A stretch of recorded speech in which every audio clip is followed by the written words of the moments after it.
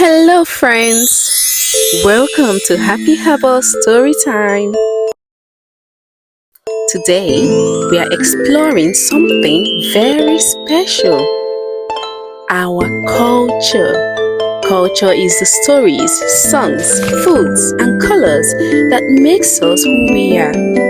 Let's follow the journey of Tari and Bayo as they discover the beauty of their heritage and what it means to embrace who they are. Tari and Bayo had grown up hearing stories about the adventures of Nia and Ayo, how they discovered their light and stood strong in what they believed. They often dreamed of having an adventure of their own. One evening, their grandmother, Mama Temi, called them over after dinner. Now that you have learned about your lights and your values, she said, it's time to learn about where you come from. Your culture is your beginning. Do you know the stories, the foods, the songs that make you who you are? Harry looks down. I know we eat jollof rice on holidays. Bayo laughed. And I know Grandpa dances a funny dance in slippers. Mama Temi chuckled. Those are all part of it, but there is so much more. And so, their journey to embrace their culture began. Their first stop was the village market on Culture Day. It overflowed with stalls draped in fabrics of every shade, deep reds, sunny yellows, and calming blues. The air buzzed with music, laughter, and delicious smells. Harry gently ran her fingers over a patterned cloth. This looks like the one Grandma wears at celebrations. A woman behind the stall smiled. This cloth tells a story. These shapes represent protection and unity. Bayo was busy tasting fried plantain. This reminds me of Saturday mornings. Every culture has flavors, colors, and sounds that make it special, the vendor said, just like every person. They wandered through the stalls, Bayo drumming along with the musicians, and Tari collecting little notes in her journal.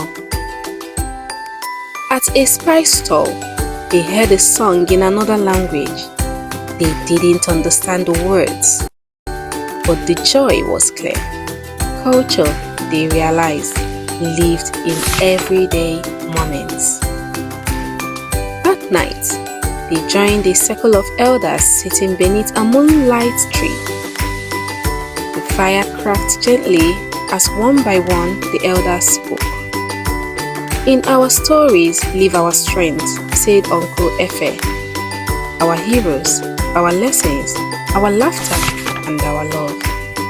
They told stories of journeys across oceans, of songs that healed sadness, of children who outwitted kings, and of elders who played and planted trees for future generations. Tari leaned in close. One story reminded her of a bedtime tale from Mama Temi. That was real? She asked. It's all part of our history, Mama Temi said. Our stories are treasures we carry. Bayo added, they make me feel like I'm part of something big, like I have brave people in my past. They stayed by the fire late into the night, feeling the voices of their ancestors surrounding them like a warm blanket. The next day, music greeted them as they stepped into a sunlit field. Drums, flutes, and clapping hands filled the air. Groups of dancers wore colorful outfits and moved in ways that told stories of harvest, of courage, of joy. Dance speaks without words, said a dancer. Each movement means something. Tari joined a group dancing in slow, graceful steps. It's like telling a story with my body, she said. Bayo, who usually bounced and ran, joined a faster group. This is like the way I feel when I score a goal. A teacher clapped her hands. In every culture, music and movement helps us remember who we are. That afternoon, They joined the performance, laughing, spinning, clapping in rhythm. For the first time, Bayo danced freely in public, and Tari led a song with pride. They were learning to speak the language of their culture with their whole selves.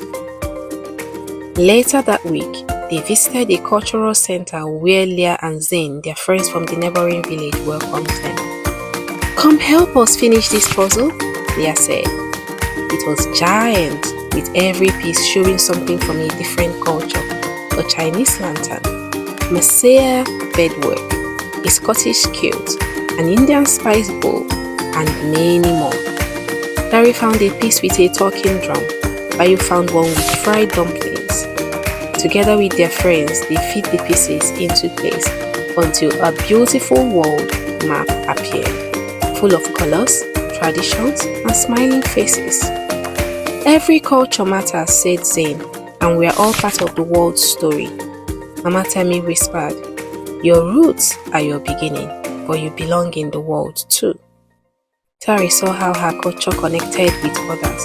Bayo felt proud that his piece helped complete the puzzle. As the journey ended, Tari and Bayo sat quietly beside the same river Nia and Ayo had once visited. They gazed into the rippling water, but this time, they didn't just see themselves. They saw their grandmother's wisdom, the food of their family, the rhythm in their bones, and the strength in their roots. Bayo placed a hand on his chest. "My culture is part of who I am. I carry it with me." Tari nodded.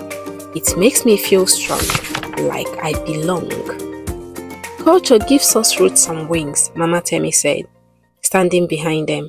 "It grounds you in who you are, and it gives you the strength to grow and reach others." They knew now. They were not just part of a culture, they were living it. And they promised to keep learning, sharing, and holding their heritage with love. Culture is a gift. It's the stories, colors, sounds, and traditions that shape who we are. Like Tari and Bayo, every child can explore their heritage with pride and curiosity. Do you think you can explore your heritage? Yes, we can. By learning about our past, we understand our present. By respecting others, we build a future that is full of love and light. Hope you enjoyed this wonderful story about discovering our culture. You can get the book on Amazon to do some of the exercises that will help you to work with your parents on learning about who we really are. And I hope to see you next time on our next series of Discovering Ourselves. Hope to see you next time. Remember to like and subscribe.